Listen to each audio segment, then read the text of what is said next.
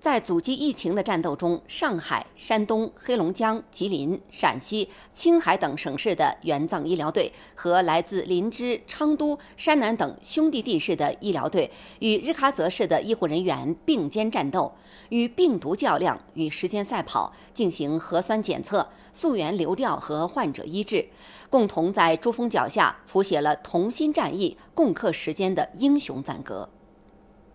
早上，谢通门县卡嘎镇曲奴村，来自黑龙江省绥化市援藏医疗队的护士不辞辛苦，挨家挨户地为行动不便的老人和农牧民群众上门入户采样。虽然与藏族同胞们存在着语言沟通交流的困难，但他们无微不至的服务，让广大藏族同胞感受到了来自黑龙江的温度。为他们点赞摘悉得了，为我们详细讲解防护服穿脱、核酸采样、消毒消杀、医废处置等标准化流程，让我们深深感受到了各位老师的敬业精神和医疗水平，谢谢他们。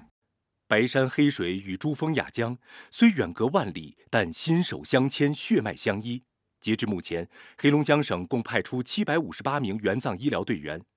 他们还接管全市最大的方舱医院——日喀则市第2职业技术学校方舱医院。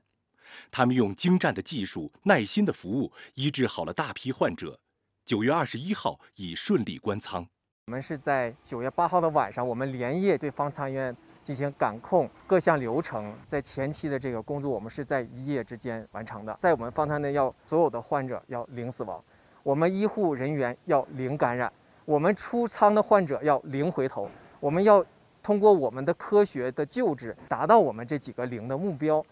来自吉林省的医疗队来到海拔4500米左右的萨嘎县，大家克服高原反应，来不及休整，每天为全县干部职工和各族群众进行核酸检测。感谢你们同心抗疫，风雨共担，我们一起加油。我省先后分4个批次，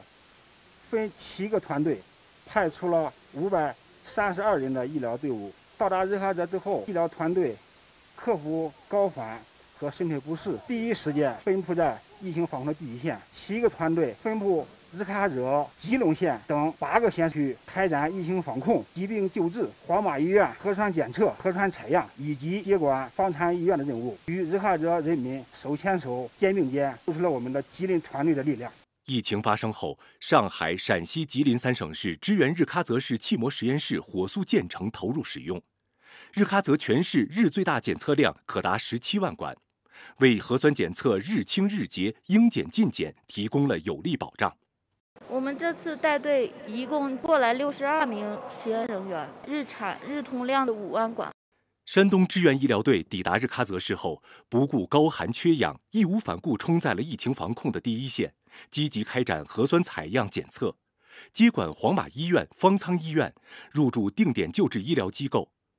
工作中，各支援医疗队员不辞辛苦，日夜奋战，开启了5+2白加黑的工作模式，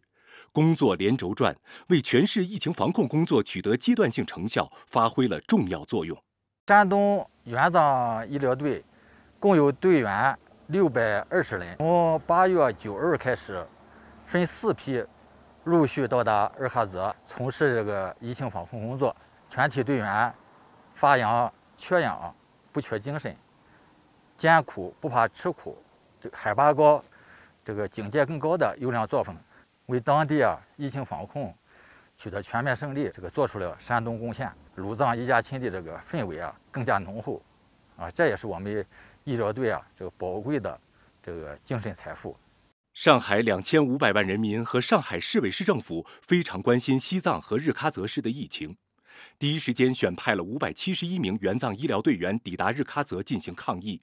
上海市接管的日喀则市实训基地方舱医院，科学、规范、有序化管理中注入人文关怀，开设母子病房，实现隔离疫情不隔离亲情。那么我们现在主要是有几个经验。第一个呢，就我们市委市政府高度重视，选派了最强的援藏干部